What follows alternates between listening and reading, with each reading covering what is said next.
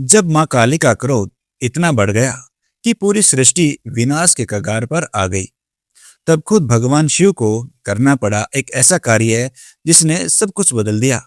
नमस्कार, मैं हूं अमित और आप देख रहे हैं वेद और पुराण वाणी। चलिए आज की यह कहानी शुरू करते हैं। देवी भागवत पुराण में मां काली के उग्र रूप का अत्यंत गंभीर वर्णन मिलता है। जब असुरों का अत्याचार पृथ्वी और स्वर्ग तक फैल गया, तब देवता अत्यंत चिंतित हो उठे। तब आदिशक्ति ने अपने क्रोध से एक भयंकर रूप धारण किया। यह रूप था मां काली का। मां काली का स्वरूप अत्यंत विकराल था। उनका शरीर काला, आंखें लाल और वे राक्षसों का संहार करने के लिए रणभूमि में उतरी। उन्होंने एक एक करके असुरों का विनाश करना शुरू कर दिया। उनके प्रहार से कोई भी दानव बच नहीं पाया।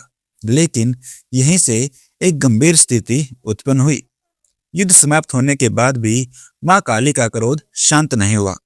उनकी उग्रता इतनी बढ़ गई कि वे हर दिशा में विनाश करने लगी। धरती कांपने लगी, देवता भयभीत हो गए और पूरी सृष्टि विनाश के संकट में आ गई। तब सभी देवताओं ने जाकर भगवान शिव से प्रार्थना की। भगवान शिव ने स्थिति को समझा और एक अनोखा उपाय किया। वे युद्ध भूमि में पहुंचे और बिना कुछ कहे वे मां काली के मार्ग में जाकर जमीन पर लेट गए।